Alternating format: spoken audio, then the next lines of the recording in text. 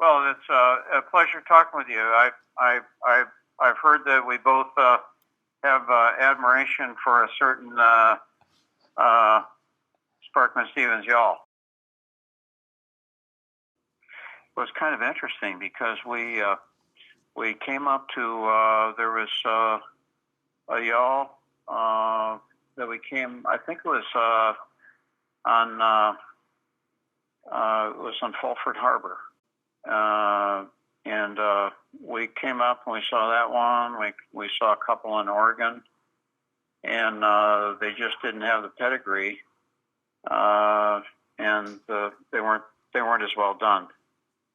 And so we shopped around and I saw an ad in Woodbow magazine for Querencia. She was named Nancy L. at that time, and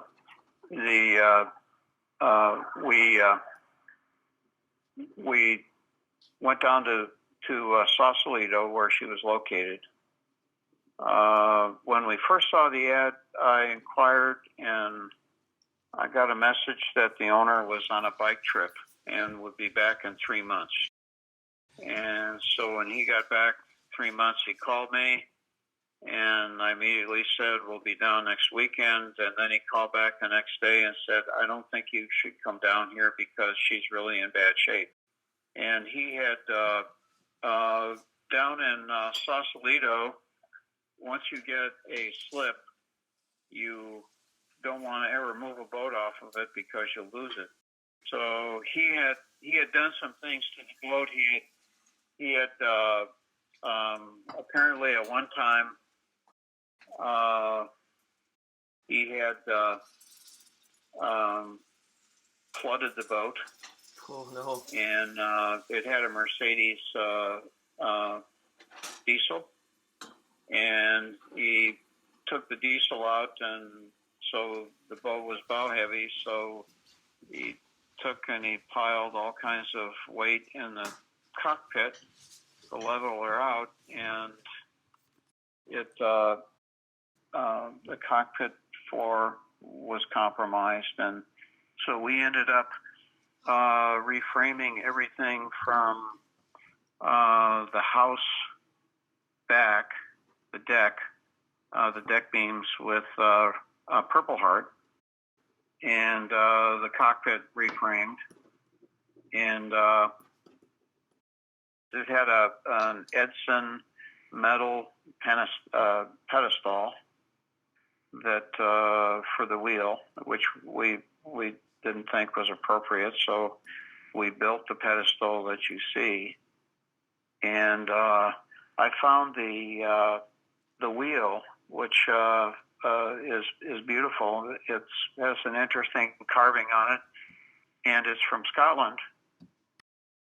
And so we figured out how to put all that together. We had the deck completely off, and the top of the house. And I like the contrast of yellow cedar and teak. Mm-hmm. And so I wanted to do the floors and the ceiling of the house in yellow cedar, and I really like the look that it gives her. And I installed that Luke fireplace, and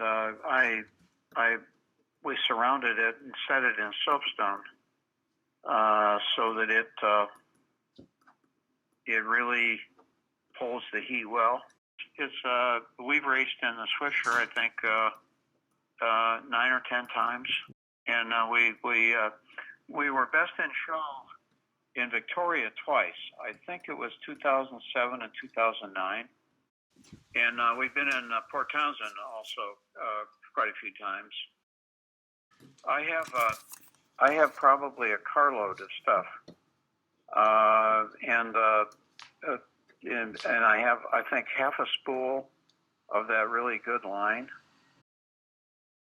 I've on the boat. I just have the 3 sails on the boat, but in my shop I have the mizzen staysail, the spinnaker, and it's and I have a 140 jib. And when we first outfitted the boat, I had the 140 built, and I thought it was a little too much, so I had Shat Tower build another sail, and I think this one is a 120, and it's perfectly balanced. And that's the incredible thing about this boat. You can set the sails and walk away from the wheel, and she just holds a course. It's so well balanced.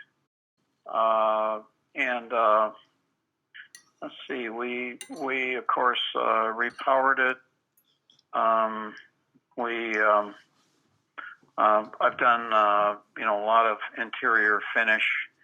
We've redone cabinets. We've redone just about everything. When you were there, we probably didn't have all the electronics back in, and we pulled the mast, the mizzen mast, and it had a small spot of dry rot, and 2 years ago we pulled it, and I had an incredible craftsman. You can see the scarves. The scarves are about 8 or 9 feet long, and he did them on both sides to balance the mast. And so we had all the electronics that we just now have all working, but probably weren't working when you were here previously. We spent a lot of time on desolation, and that's pretty much what we previously used to do. A lot of cruising, and we've been around Vancouver Island a couple times, and depending on the wind conditions, we might go north or we might go south, but we just all like to sail. But I think of a yawl is if the winds are over 25, the boat sails beautifully with the jib and the mizzen, and that isn't overpowered. And I've several times when the wind has really gotten heavy, I've dropped the main, and we've sailed with the jib and the mizzen, and we probably lose a half a knot.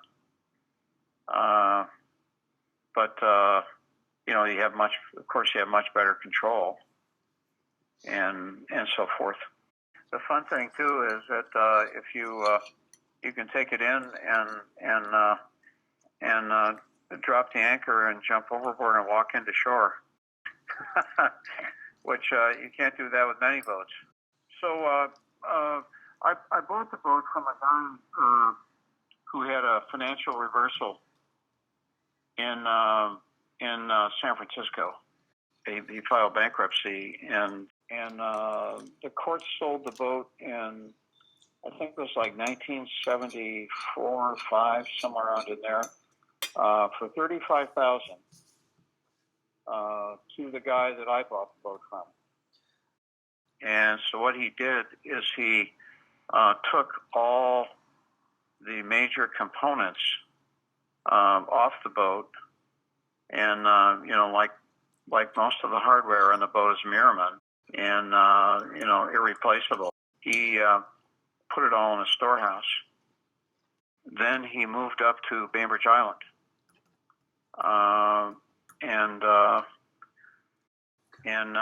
so when Myra and I went down and looked at the boat in Sausalito, there was obviously some major pieces that were missing.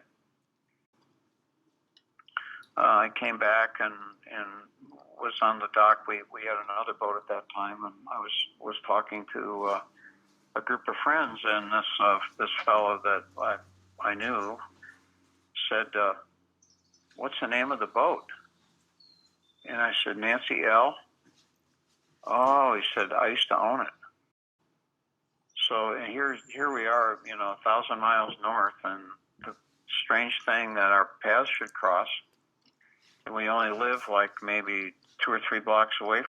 And so he said, I got a call from him a couple days later, and he said, "Tom, I've got some parts that you might want that were on the boat."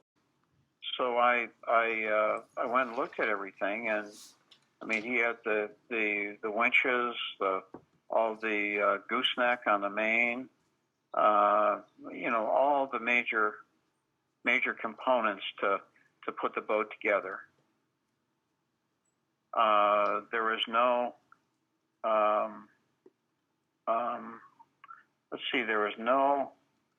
I did not have a main boom.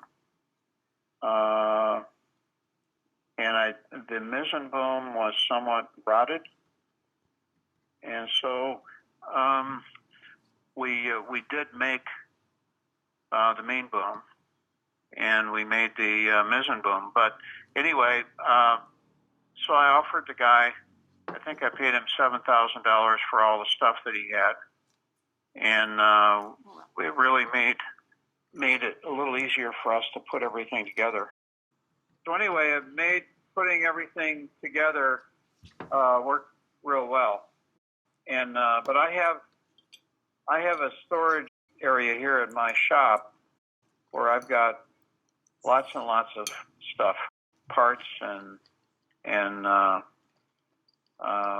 we've of course got all the sails. I've got extra fenders. I've got just all kinds of stuff, and I kind of like to keep things